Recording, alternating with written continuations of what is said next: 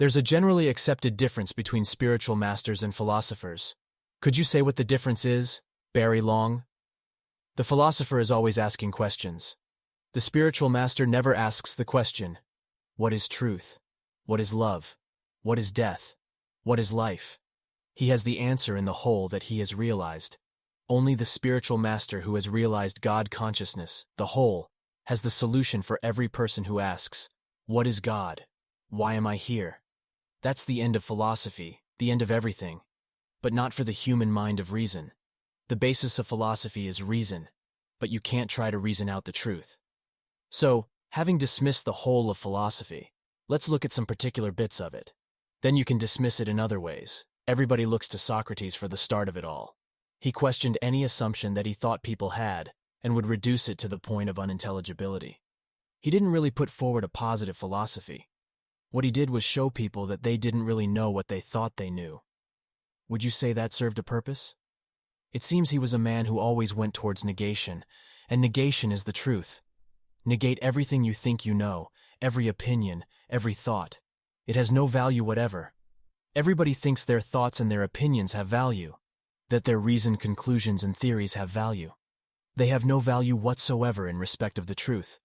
Why? Because everybody dies. Only the spiritual master would say that. Taking this to the next stage. It appears that Socrates was successful in his lifetime at quietening people down in their beliefs. But what followed him was a person called Plato, and then Aristotle.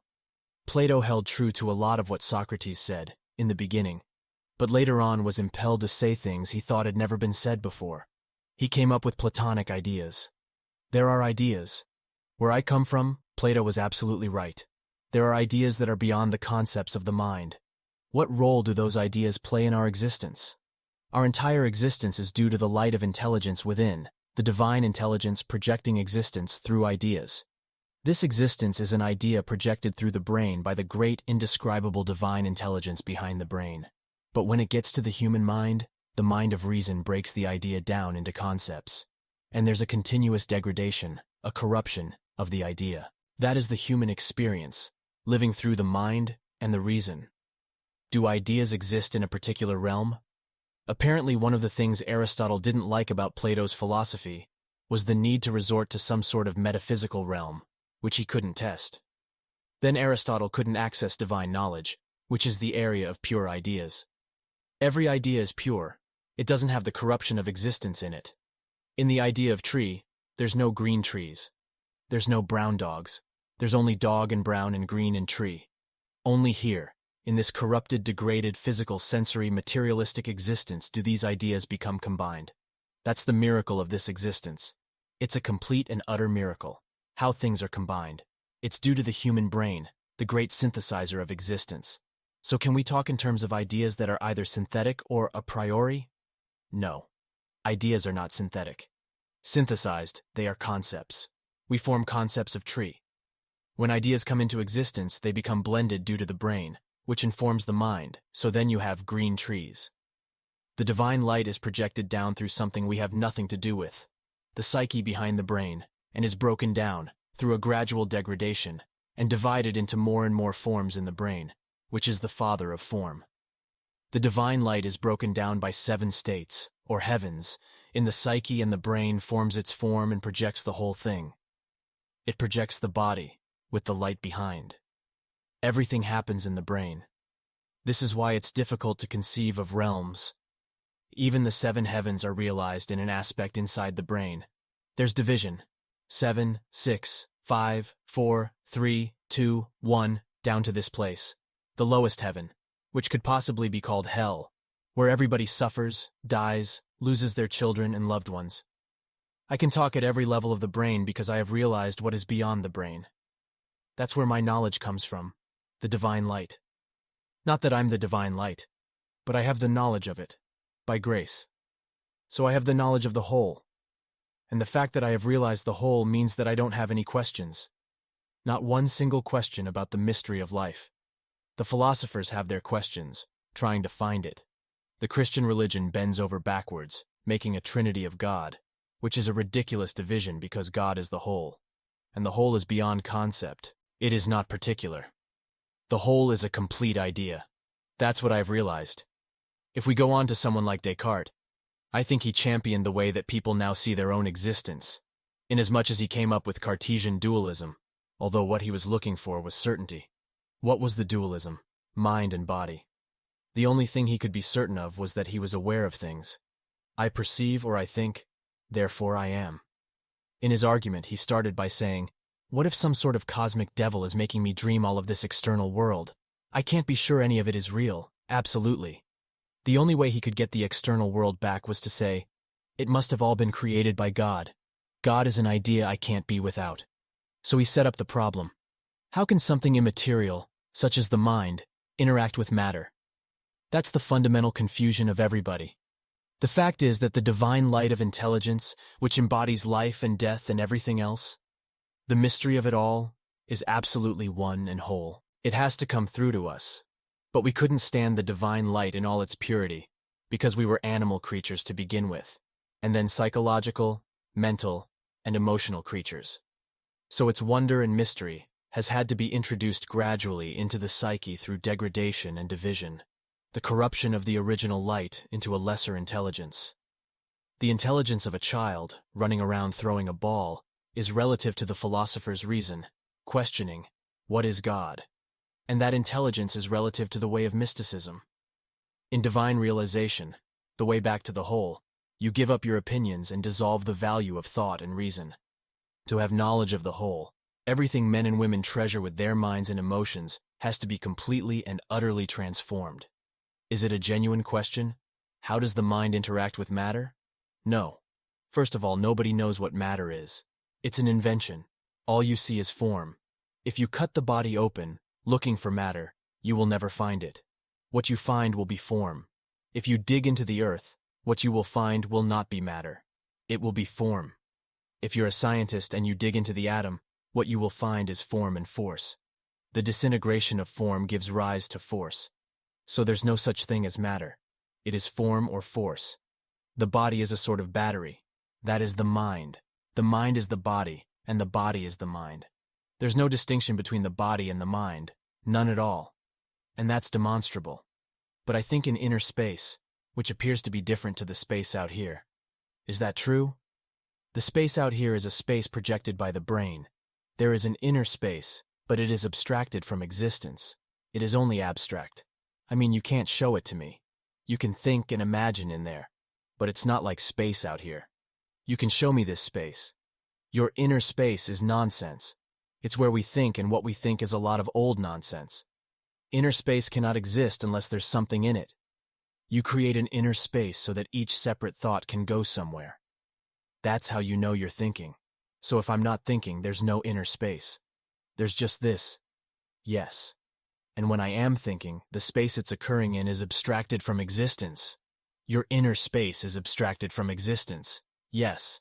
And the thought is extracted from existence, not abstracted. It's extracted by the mind and emotions, by your emotional self. Due to having an existence, we have built up an emotional self, the thing that's discontented. The body is not discontent. It's this emotional self inside every body that causes the problems, the unhappiness. The body is not unhappy.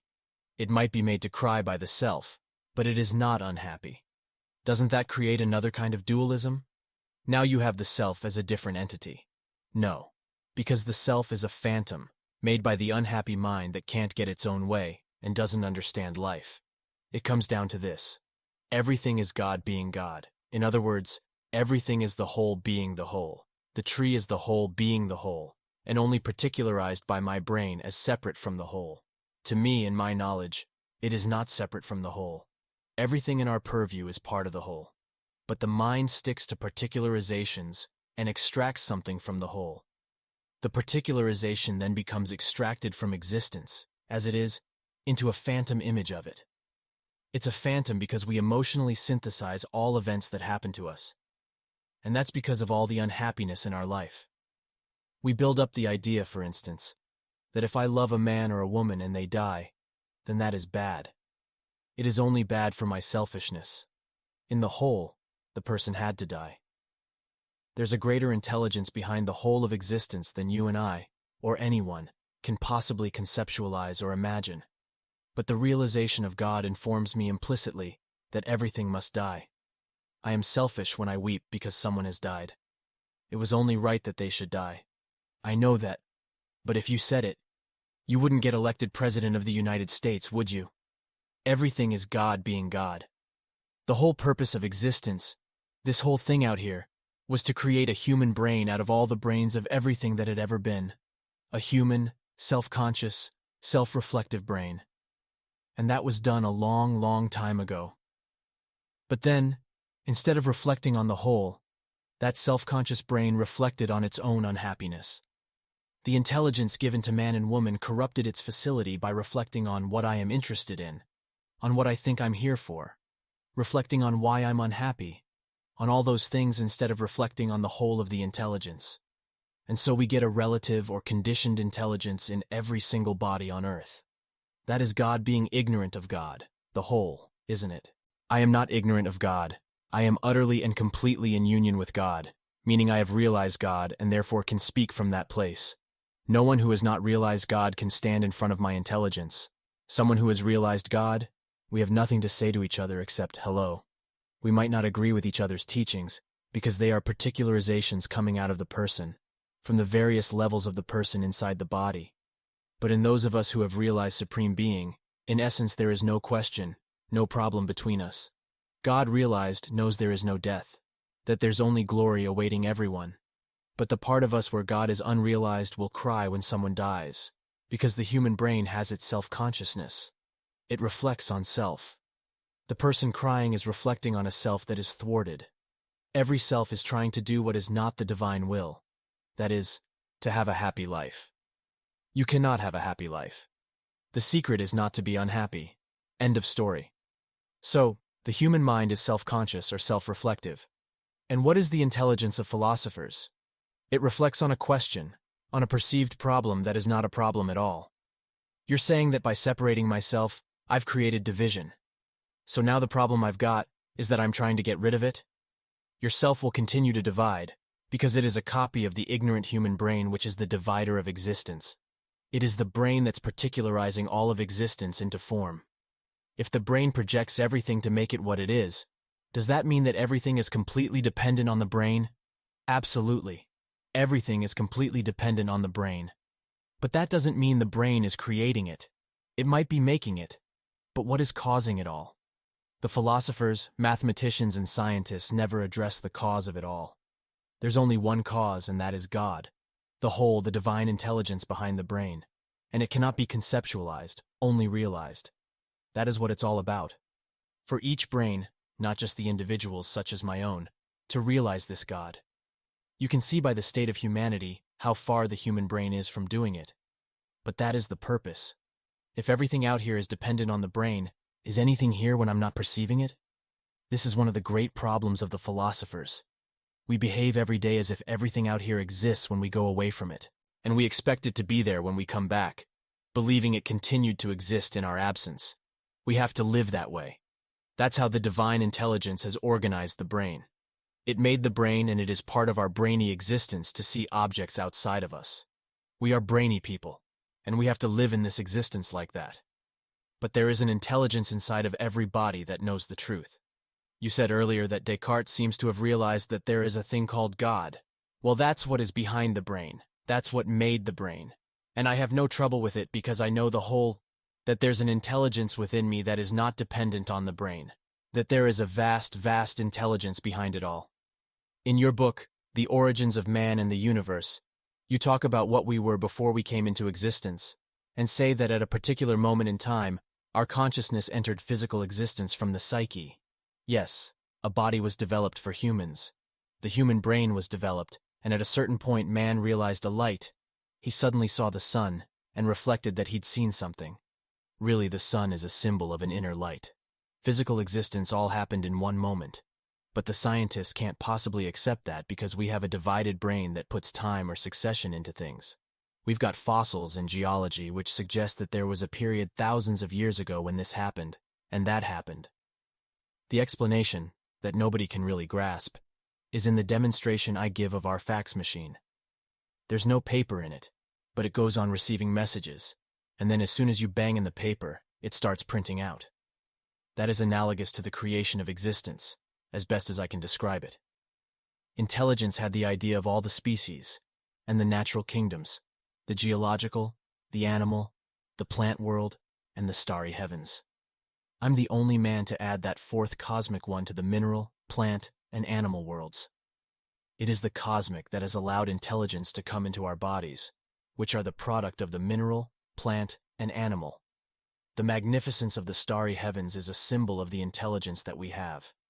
It's only a reflected intelligence, because we can't be the heavens. We can only reflect on them. A question about history. There's the common idea of history as something that happened, and if you gather enough evidence, you'll piece it together. Is there such a thing as an objective history? No, because there is no body without the brain. The body is a projection of the brain, which has always got to go from the past to the present to the future.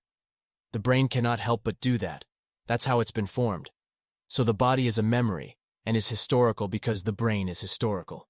And there's no objective history because it's all in the brain, or it's what the brain can remember. But there is another memory, which has got nothing to do with the human brain. Or if it has, it's at the extremity of the human brain within. And that is what in the origins of man and the universe is called the vast memory, in which every single moment of everybody's existence is recorded or registered. I say recorded, as though it had past and present and future in it. But that's not the truth of it, because it is occurring where there's no succession. Human existence happens in a thing called time. But time is a misnomer. This is an existence of succession. This moment, this event, succeeds the last. It's all succession. There's no time. If we only looked at everything as being succession, then we would not have the vast scientific discourse about time. Time is like a great gunshot down the street, whereas succession is the bullet. Succession is one moment succeeding another. What I am today succeeds what I was yesterday. What I am this moment succeeds what I was last moment. This gets rid of a lot of scientific and metaphysical speculation. Can we bring in the philosophy of Spinoza here? Because he said something you may be in accord with. He said existence is all one substance, and there are what he called modes to describe the different properties or behaviors of things. So, if existence were like a blanket, each thing would be like a wrinkle in it, changing shape in different ways. Does that make sense? It would, but now I'd use modern terms, the objectification and particularization of the whole. The brain objectifies the whole, and then it becomes particularized into this part and that part, with an extraordinary beauty and wonder. Even in what they call a vale of tears, because everybody dies, gets sick, and your loved ones die. Even so, there's the beauty of the flowers. It's beautiful. Like life now, when everything comes together and there are no problems and no self-wondering, why am I unhappy? What can I do? When am I going to be a success? Living is a vale of tears, and life is a wonder, as we all know. What would you say about our identity? What is your identity? Beginning with the child, when it's born, it starts to gather its identity from people calling its name, and also from its own body, which it focuses on with its senses, as much as it can. It assumes the identity of a body, and of a name, and the identity of being my little darling, and all the rest of it. And then there's the coming in of sexual energy, which strengthens it, and that starts very young, but doesn't necessarily come to awareness for a while. Then we get identified with what we want and what we don't want. Oh, I like this. I don't like that. Oh, you like that. I don't like that at all. So we get clashes of various identities, and as we grow up and are thwarted in our ambitions, we get excited about our successes and then depressed about our failures. And this continues until a man or a woman in their 30s and 40s has a pretty complete identity, mixed up in the mind and emotions with failures, successes, sexual urges, and all the rest of it. And then comes, let's say by grace, perhaps a bit of the spiritual or mystical life, and the divine light of intelligence starts to shine into the body, and a sort of disillusion goes on. And that happens in many people, not necessarily those we would call spiritually inclined, or who are with a spiritual master. Many people have to go through some disillusion of their identity. That's the divine intelligence dissolving some of it. Finally, in the complete realization of God, there is the dissolution of all identity. That means the complete and utter dissolution of the attachment to an identity as a body, as a self, as an opinion, as an image. Is there still something you can call distinctly Barry Long? In the very early days, teaching in London, I used to say that Barry Long is a name I use, just like you would use John Lewis or Selfridges as the name of a store, so that you can identify who's speaking, because there are many people speaking who don't speak as I speak. But really, my knowledge comes from the whole. It doesn't come from any identity. It comes from the mystery that is behind us all. But that knowledge, specifically yours, appears in the same body from one day to the next. Yes, indeed. I'm certainly not going to deny that I have a body, the appearance of a body. This knowledge happens to reveal itself through this body. Why not? The knowledge that you have reveals itself through your body. But I'm not identified with my body or my image. Whoever I am or whatever's speaking is not identified. But there's the common experience of going to sleep and waking up and the recognition that I'm in this body.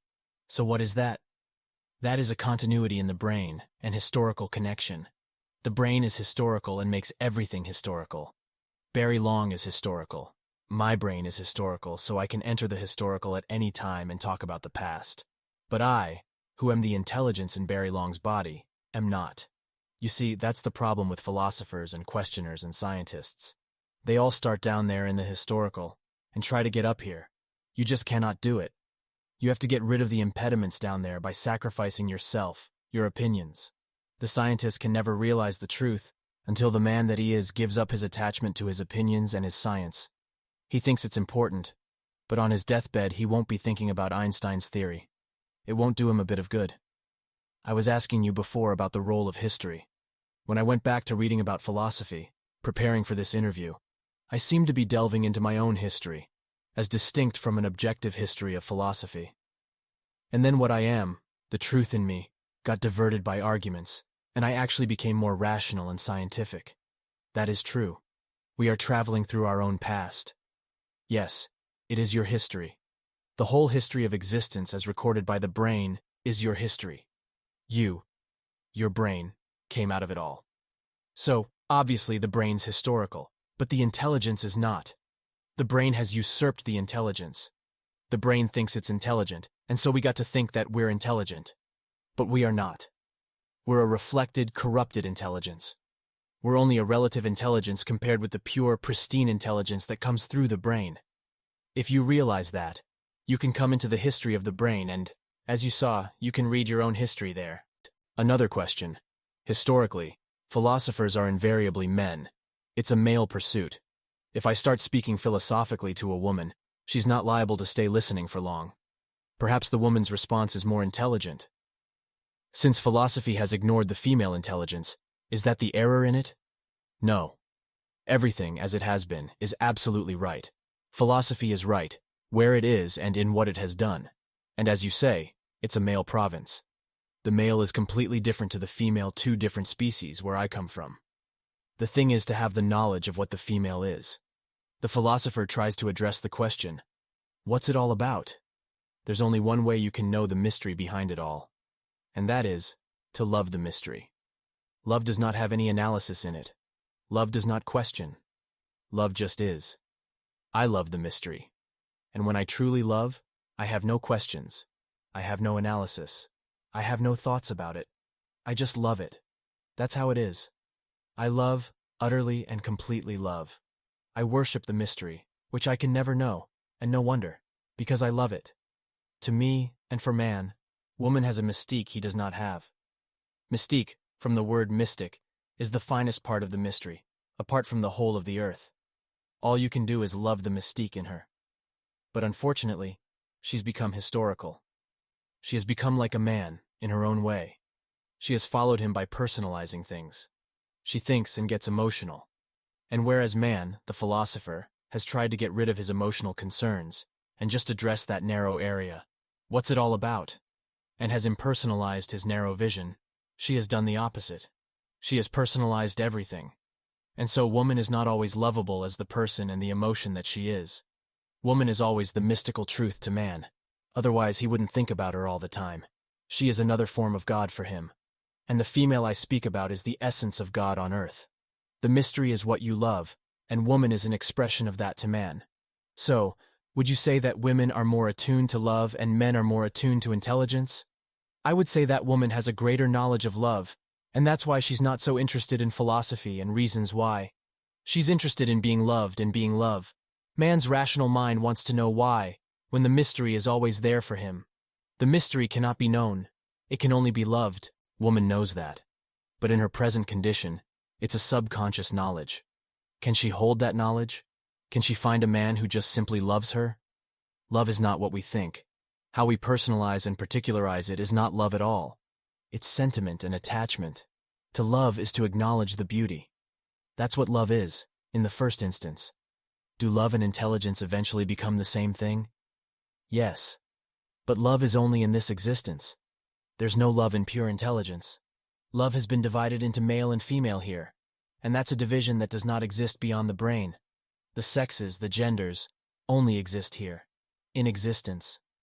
You're talking about going beyond the brain, and of course that is the point at which all the philosophers run into trouble.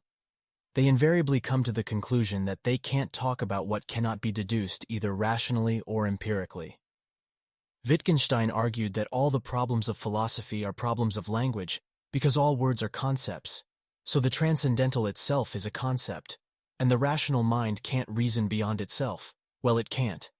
But there's the endeavor to invent, or in some way deduce that there is something behind the brain. What I'm endeavoring to do is take away the identification with the brain. You see, the problem is that philosophers talk about knowledge, when the only way is to be it. There is sufficient intelligence coming through the brain for you to realize the intelligence that is there. Everybody thinks they've got a brain, whatever the brain is. I don't know I've got a brain and you don't either. It's all an invention. You don't have a brain. But you can have one if you want one. What? Didn't you say the brain is necessary for existence? Yes. But come with me. I talk about the brain because everybody thinks they've got one. Now I'm saying you haven't got a brain. And does it make any difference to you? No. All you've got to do is realize the intelligence that is there. If you get rid of the brain, what have you got? Intelligence. You've got the intelligence that is creating all this. You know that intelligence is not this thing that thinks it has a brain, because this thing dies. And intelligence cannot be anything that dies, because that wouldn't be intelligent, okay? That's my knowledge. I can look through my senses and see I've got a body, because that's external to me. But I've never seen the brain, and I never will. It's an assumption, like the whole of science, with its theories, its assumptions. So that gets rid of the brain. It's intelligence that is the very means by which I communicate, not my words, but my intelligence behind the words. And what is that? We don't know. It's a mystery. Isn't that wonderful? So, here I am with no brain, but then there is my body, my form. What about when I am dead? Is my form irrelevant? It is irrelevant in relation to death, or reality, but not irrelevant to that which is here. Whatever is looking out of my eyes sees a body. And I know it's my body because I know it's not your body. No problem, that's just the way it is. Don't make a problem of it. Why don't you just be the intelligence? In this existence we have to talk about things, instead of just being what is. So if I have to talk of love, I have to talk about my idea or notion of it, instead of being love. When I'm love, I can describe what this love is. And it is not sentiment, and it does not weep for the dead. This love is intelligent enough to know that all things die, because all things have died since time began. That's intelligent, to be able to see that all things die and that my body is no exception. So, that's intelligence. The philosophers and the scientists are only relatively intelligent. They are rationally intelligent, reasonably intelligent. The Cartesian philosophy says, here I am, and everything else is outside me. But sometimes it seems to be my experience that everything is inside me. Does that make sense? Do you have that? That's a mystical state of intelligence. It's a greater intelligence than the intelligence that weeps for the dead. It is a mystical knowledge. How can there be death when I am in all things and all things are in me? You can't rationalize it. It's just how it is. And to my knowledge, it is the truth. I've had that realization where I was life, and I was one with all things, and all things were me. But that was a long, long time ago, and so I don't have much of a memory of it, really. The realization becomes your state. Now I only have knowledge of the mystery, where I'm one with all things. How would you describe your state? I'd say that my focus is within, that I am nothing within. I have nothing arising. And that's fine. I'm in my senses. I can hear the birds. But mostly I'm just nothing. I don't have any thought. I don't have anything missing. I don't go into those dreadful states that you hear about. Samadhi, going into blissful states and all that nonsense. To me, that's a form of trance or unconsciousness. I am here every moment to be conscious in the senses. Otherwise, I'm denying a part of me that is an imperative, as it were. I don't need to go into some other state while my body stays here, until eventually I come back to it. I don't need to go into Samadhi to be with God. I'm with God now. I'm with love now. I'm with truth now. I'm with intelligence now. I've had ecstatic states on the great ramp up to where I am. They are indeed exalted states, let's say. But they all disappear. They're not important. I'm just intelligent, that's all. I am intelligence. That's about all I can say. Finally, I wanted to ask you about the need for spiritual teachings. As a spiritual master, you lead people in a certain direction and away from spiritual ignorance. But it seems to me the problem with any teaching is that it gets conceptualized. And I wonder if, in the end, realization only comes by grace. Yes, it is grace. A spiritual master has realized divine consciousness out of grace, which always has some purpose to it. And the purpose of grace, for a spiritual master, is to enlighten the burden of the people, because the people represent God. But the people, being all their opinions, fears and doubts, resentment and anger, are the impediment to the realization of God. And the whole motivation of a spiritual master, being a servant of grace, is to help the people give up their attachment to their emotions, their selfishness, so that they may come towards the realization or love of the mystery, instead of loving their self. In so doing, any master will have to give concepts, because that's the only thing the brain or mind can understand. As soon as I say, I'm pure intelligence, the question is, what do you mean? And I have to give a concept. So the spiritual master gives concepts that dissolve other concepts, so that the person takes on a larger concept. The spiritual master is always luring whoever he's speaking to towards the realization of the pure intelligence that he or she is, which is God. It is a terrible thing for a spiritual master to see the people that come to him conceptualizing beyond the concepts he's given them. And so Barry Long says, please, if my teaching is the truth for you, any part of it, live it. You see, the living of something gets rid of the concept, but people will not live it. They would rather think about it. You can't live a concept. If you do, then you've got conflict. You're trying to live up to something, aren't you? If only the people would live what I say. They can't live everything I say, only what is meaningful for them. If they could only live what they hear in their own experience as the truth. But they go away and think about it, reflect on it, try and analyze it, have discussions with their mates about it. That's the human burden. Discussion, discourse, talking about it. Talkback radio, everything is discussion, and absolutely useless in terms of being free of unhappiness. So yes, it still comes by grace. Eventually, and I'm not predicting anything, you will have to turn your back on everything you love in this world if, by grace, you're going to realize the greatest love. That is so for everyone. For everybody is the most important thing in existence. But that, of course, is too much to ask of the people. So the divine intelligence doesn't do it that way. There is a ramp of existence, and everybody is traveling up it to receive as much intelligence as they are capable of containing, and no more. They are given as much light as they are capable of appreciating, and no more. Even in someone dying of cancer, or dying from anything, the divine light is coming in to destroy something that has now finished its time, the concept that is our body and our existence. Death is destroying a concept at a very deep level. That's the process of dying. Otherwise, what's the purpose of it?